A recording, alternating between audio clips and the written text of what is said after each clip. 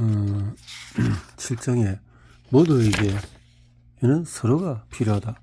서로가 필요하다. 그것을 집단, 네트워크, 부족, 또 가족 중에 뭐라고 부르든 또한 당신이 누구든 당신에게 그것이 필요하다. 제인 하워드. 여러분이 건강을 위해서 할 수 있는 가장 중요한 일은 무엇이라고 생각하는가? 금연, 금주, 더 열심히 운동하는 것? 사실 우리가 할 수 있는 최선은 인간관계의 질을 높이는 것이다. 인간관계의 사회관계와 상황 위험의 연구에 따르면 인간관계가 좋은 사람들은 평균 8년을 더 오래 산다고 한다. 글로벌 코로나 위기 동안에 아이슬란드 정부는 격리 중에 외로움을 느끼는 국민들에게 밖에 나가서 나무를 깨우느라고 했다. 황당하다고 생각하는가? 하지만 애완동물이나 다른 또 물론 나무 같은 생명체를 깨우면 뇌의 기저 위에 있는 콩마영어 세면 뇌하수체의 사랑 호르몬 옥시토신을 분비하려는 신호가 전달된다. 옥시토신에는 상당한 진정 효과가 있으며 혈압과 코르티솔 수치를 낮추는 데 도움이 된다. 옥시토신은 우리가 감정을 조절하고 타인과 유대를 쌓도록 돕는다. 수면을 촉진하고 좋은 일상의 긍정적인 기분을 느끼게 하는 효과도 있다. 우리 뇌는 오르가즘 동안에 대량의 옥시토신과 도파민을 분비한다. 강력한 유대감이 형성되는 이유, 여성이 아기를 낳는데도 등등. 옥시토신의 기분 좋은 유대 효과는 뇌 진화적인 일터에서도 귀중한 가치를 지닌다.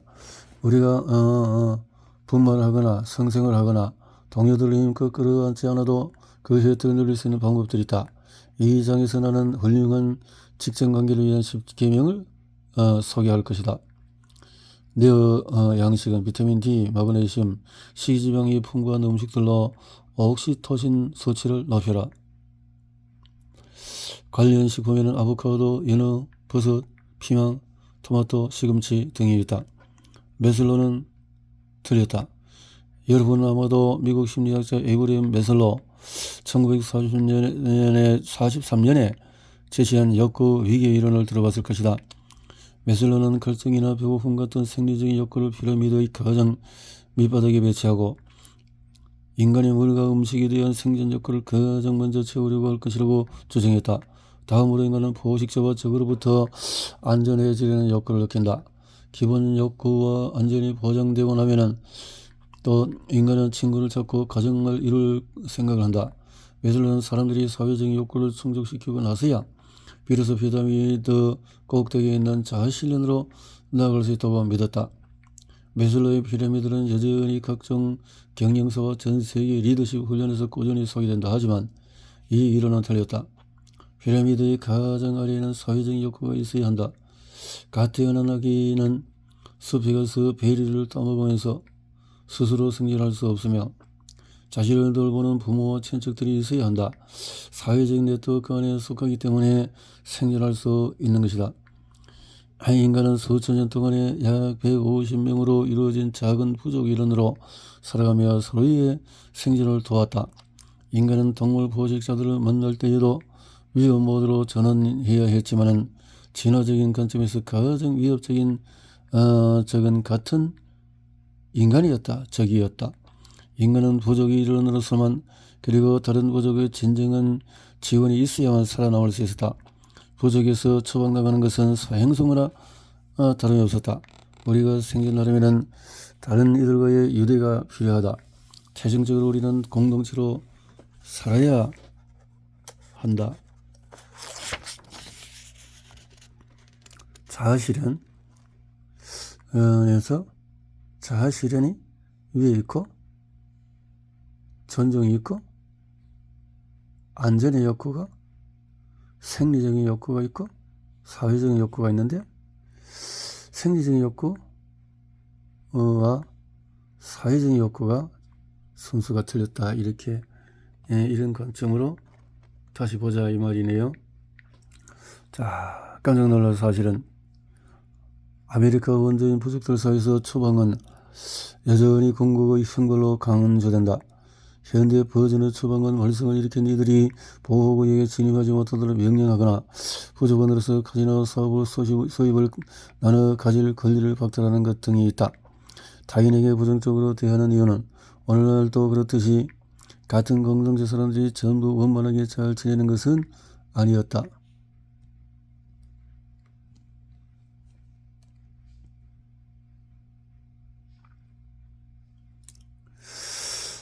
같은 공동체 사람들이 전부 그런 것은 아닌데 부족인 누군가가 당신을 아주 싫어한다는 것은 생명의 위협에 준하는 공경에 빠진 것과 마찬가지였다. 다른 부족이 공격을 받았을 때 적일지도 모르는 사람 옆에서 싸움을 해야 할 수 있기 때문이다. 그에게 여러분과 함께 싸워줄 만큼 강한 유대감이 있을까? 아니면 그는 당신을 적의 손에 맡겨두고 자기 목숨만 지키려고 드러나게 급급할 것인가? 현대 사회 직장에서 발생하는 갈등은 목숨을 위협할 정도로 심각하지 않다. 하지만 우리 안에는 잠재적인 위협에 극도로 예민한 반응을 일으키는 원시적인 본능이 여전히 남아있다. 타고나기를 긍정적인 소통보다도 부정적인 소통에 더 강력히 반응하는 우리는 업무 중에 별것 아닌 듯한 일에 강한 위협 반응을 보이기도 한다. 이런 감정 반응은 본능적으로 나오기 때문에 통제하기 어렵다. 우리 뇌가 예전부터 이런 방식으로 설계되어 있다는 사실을 알아두면 마음을 가다놓는 데 도움이 될 것이다. 그에 더하여 포용과 다양성의 이점을 인식할 수 있다면 더할 나위가 없다. 놀랍게도 옥시토신에는 단점이 있다. 옥시토신은 우리를 편견, 차별, 인정주의로 이끌기도 한다. 자신이 또 가장 동질감을 느끼는 그 집단의 강한 유대감을 느낄 때는 외부인들을 배척하고 싶은 충동이 들 수 있다. 정치가들은 모두 이 사실을 알고 있으며 최악의 부류는 그것을 이용하려 든다. 우리는 타고나기를 긍정적인 소통보다 부정적인 소통에 더 강력히 반응한다. 사회적인 관계를 생각하는 내 다음번에 버스나 기차를 기다릴 때는 자신이 무슨 생각을 하고 있었는지를 살펴보자. 나는 여러분이 어떤 관계에 대해서 생각할 것이라고 장담한다. 대상은 친구, 동료, 소중한 누군가, 또 고양이도 될 수 있다. 우리가 딱히 무언가에 집중하지 않은 때 뇌는 기본 모드 네트워크에서 가동된다. 연구자들은 기본 모드 네트워크가 사회적인 관계를 생각하며 대부분의 시간을 보낸다는 사실을 발견했다. 사회적인 내 인류 성공의 비밀의 저자 매트 리버먼은 우리가 7세 되었을 무렵부터 이미 관계 맺기에 대한 생각으로 최소 10,000시간을 썼을 것이라고 이야기했다. 그 정도면 적은 관계의 달인이 되어야 하지 않을까라고 생각하는 사람들도 있겠지만 현실에서 우리는 인생의 소중한 사람들과 관계를 더 잘 맺는 방법을 배우고 또 배운다. 좋은 관계는 우리의 정서적 건강은 물론이고 재정적인 건강에도 큰 영향을 미친다. 사회적인 관계를 생각하는 데에 대해서 심리의 신경화학 물질, 나는 옥시토신을 심리화학 물질이라고 부르기를 좋아한다. 같은 맥락에서 신경경제학자 폴 잭은 옥시토신의 경우에 낯선 사람을 믿으려 할 때 생기는 두려움을 줄여준다고 말했다. 옥시토신이 공감을 높여주긴 하지만 극도의 스트레스는 옥시토신을 강하게 억제한다. 따라서 우리는 스트레스를 받을 때 사람들에게 친절하게 굴지 못한다. 옥시토신이 어떻게 작용할지 모르는 고용주들은 노래방 회식이나 주말 미트 같은 활동들로 직원들을 진해하게 하려고 하죠. 잭이 설명했다. 이런 노력으로 잠깐 동안의 직장 만족도를 높일 수 있을지는 몰라도 인재 유지나 성과에 장기적인 효과를 내지는 못해요. 잭은 그보다도 신뢰 문화를 구축할 수 있어야 한다고 주장한다. 신뢰가 넘치는 조직의 직원들은 그렇지 않은 조직보다도 더 생산성이 높고 활기차며 동료들과 협업을 잘하고 회사에 오래 근속해요. 잭이 말했다. 또 그들은 만성 스트레스도 덜하고 삶에 더 만족하기 때문에 이런 요소들을 통해서 더 훌륭한 성과를 낼 수가 있죠. 나도 동의한다. 신뢰와 유대의 감정은 옥시토신을 생성하며 이 옥시토신은 기분을 좋아지게 하는 다른 신경화학 물질들의 강력한 촉진제가 되기 때문이다. 옥시토신은 도파민 분비를 촉진해서 에너지와 기쁨을 느끼게 한다. 또 옥시토신은 정서적인 안정을 불러오고 불안감을 낮춰주는 신경전달 물질 세로토닌을 촉진한다. 업무 중에 옥시토신이 분비될 때마다 이러한 신경학 물질들이 함께 활성되어서 강력한 시너지를 내는 것이다. 뇌촉진제. 공경에 처한 인간은 신경전달 물질의 자극을 받아 서로를 돕게 되어 있다. 우리의 정서 공감, 즉 다른 사람의 감정을 함께 느끼는 능력에 제한이 있지 않다면 말이다. 사이코패스들은 정서 공감을 할 수가 없지만 인지 공감은 가능하다. 이는 어떤 상황을 타인의 관점에서 볼 수 있는 능력이다. 사실 어떤 사이코패스들은 인지 공감 능력이 아주 높아서 그것을 활용해서 사람들을 간파하기도 또 이용하기도 한다. 그들은 상대방이 어떤 기분인지 충분히 이해한다. 단지 신경 쓰지 않을 뿐이다. 신뢰가 커질수록 이익도 커진다. 신뢰는 심지어 회사의 수익성을 높여주기도 한다. 최근 미국의 대기업 300군데를 조사한 뒤에 직원들 사이에서 강력한 유대가 있고 신뢰가 높은 기업은 직원당 연간 창출 수익이 평균 1만 달러 높았다는 사실을 알아내었다. 이들의 상관관계가 있다고 해서 인간관계가 성립되는 것은 아니다. 다만 최근 직원을 5,000명 거느린 회사가 신뢰도를 향상시켰을 때 추가로 얻어들일 수 있는 이익이 약 500만 달러에 달한다고 추정했다. 직원들의 관계 개선에 투자할 경우에 돌아오는 보상이 꽤 괜찮아 보이지만 회복보다는 경쟁을 장려하는 테스토스테론과 또 도파민 성향 리더들은 그 필요성을 간과할 수도 있다. 최근 자신의 저서 도덕적인 분자 모레쿨에서 여성은 일에서 협업을 더 잘하는 반면에 남성은 경쟁을 더 잘하는 경향이 있다고 언급했다. 내 친화적인 일터는 협업과 경쟁을 모두 귀중히 여긴다. 브레인 톨룰스. 저자 존 메디. 나는 이렇게 말하기도 했다. 존 메디나 팀의 여성이 더 많을수록 C인자도 높아져요. C는 연합, 컬렉티브를 뜻하죠. 그리고 C인자가 높은 그룹은 무서운 기술로 문제를 해결해 나간답니다. 신뢰가 커질수록 국가는 번영한다. 국민들이 서로 신뢰하는 국가는 불신이 만연한 국가보다 더 번영하는 편이다. 교육 같은 요인을 배제하더라도 상관관계는 여전히 성립한다. 2016년 세계 가치관 조사 결과에 따르면 스웨덴, 노르웨이, 핀란드, 덴마크 응답자의 60% 이상이 사람들을 신뢰할 만하다고 보고했으며 이는 해당 국가들의 안정적이고 부유한 경제 여건과 관련이 있다. 반대로 콜롬비아, 브라질, 에콰도르, 페루에서는 응답자의 10% 미만이 사람들을 신뢰할 만하다고 답했다. 깜짝 놀랄 사실은 신뢰가 넘치는 회사 직원들은 그렇지 않은 회사 직원들과 비교하여 다음과 같은 차이를 보인다.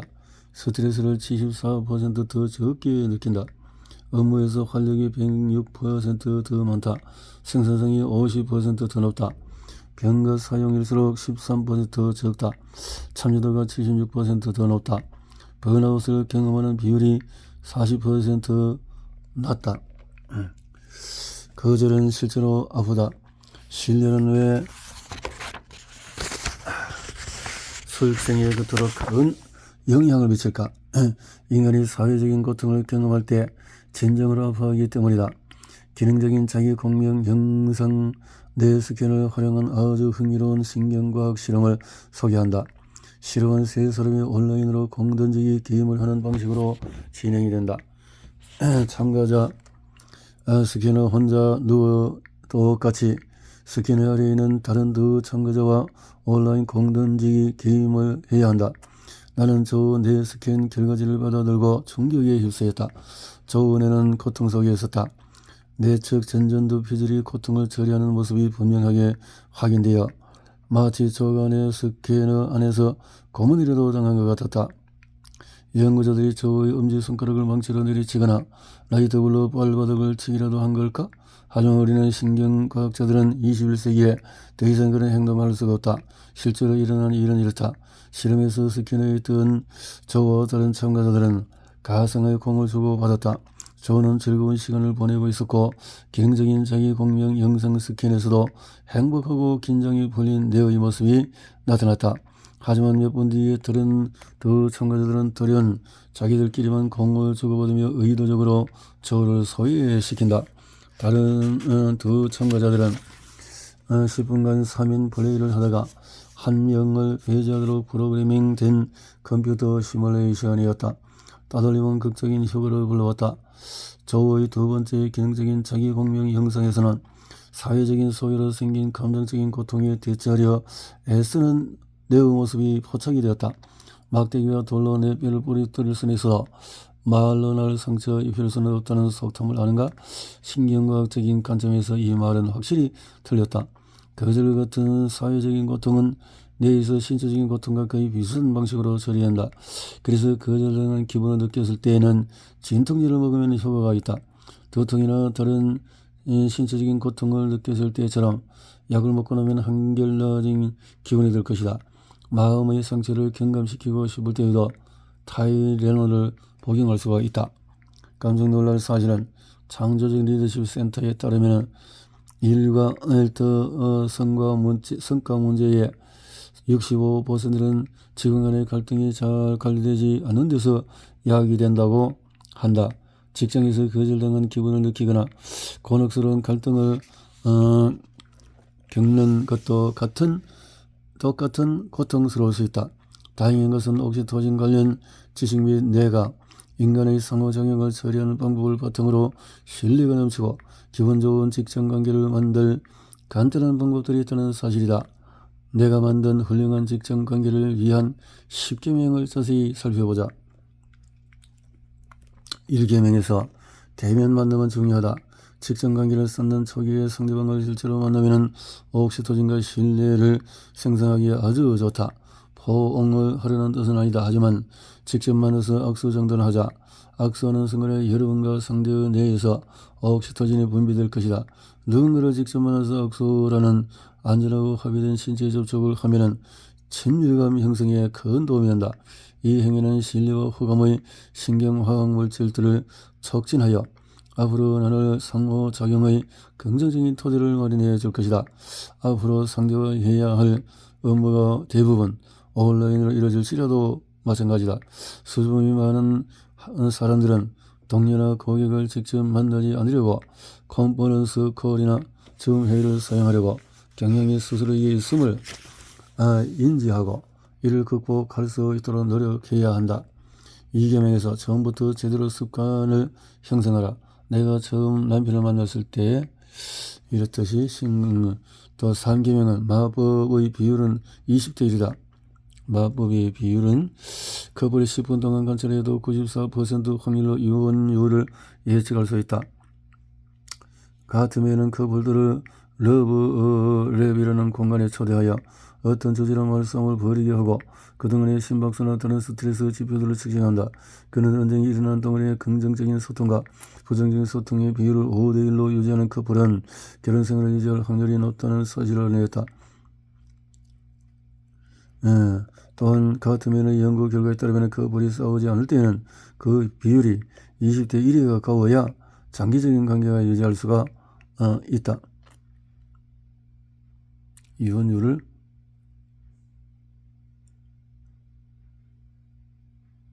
습관 형성.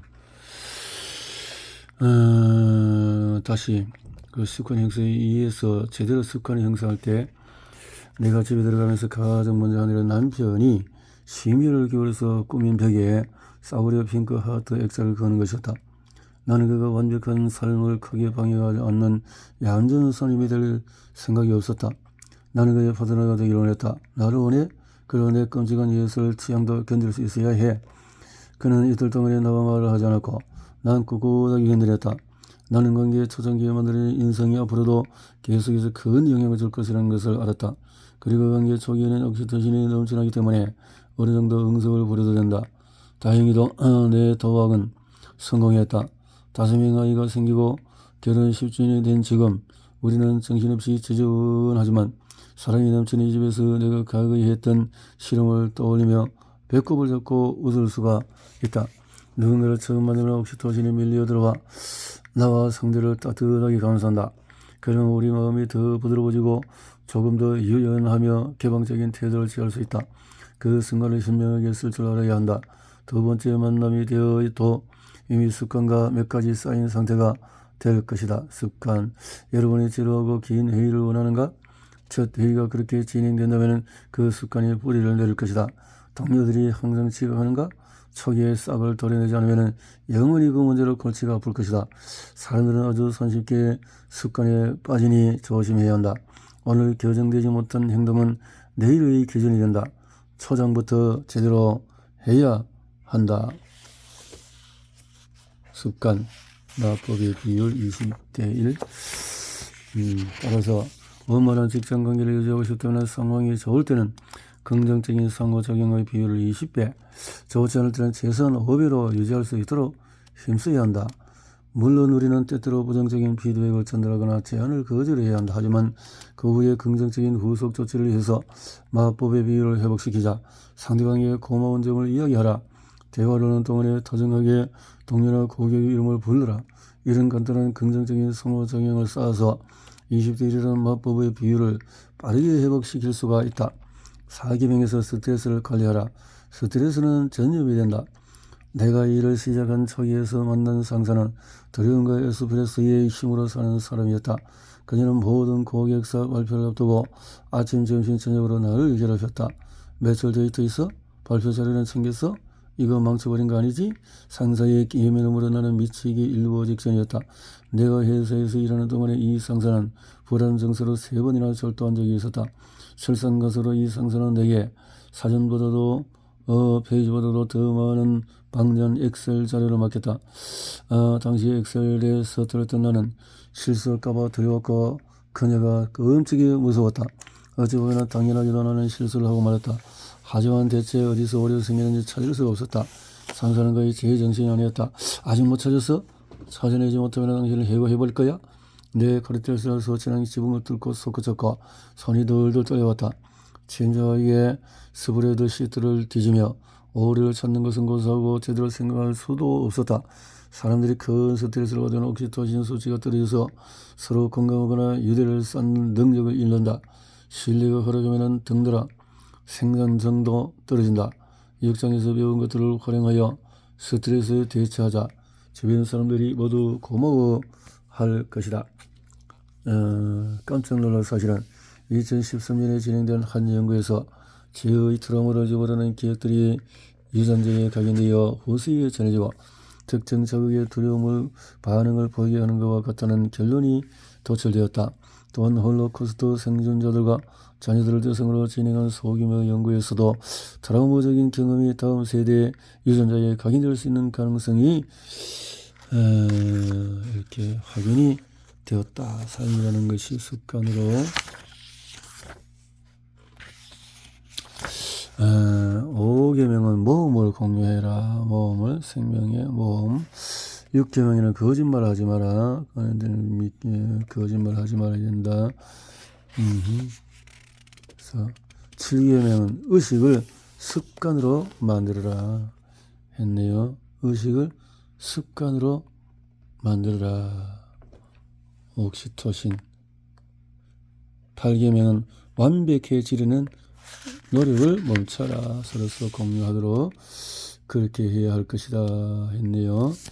9계명은 공통의 기반을 찾아라. 공통의 기반을 찾아라. 10계명은 공정성을 극대화해라. 노벨상을 받기도 하기 때문에 공정성을 극대화하도록 해라. 그래서 이런 작용으로 해서 놀랍게 변화되는 모습을 가질 것이다 했네요. 이 장에서 저는 사람들이 서로 가까이 지내면서 악수 같은 간단한 행동으로 옥시토신을 촉진하여 신뢰와 유대를 강화할 수 있도록 훌륭한 직장관계를 위한 10계명을 공유했어요.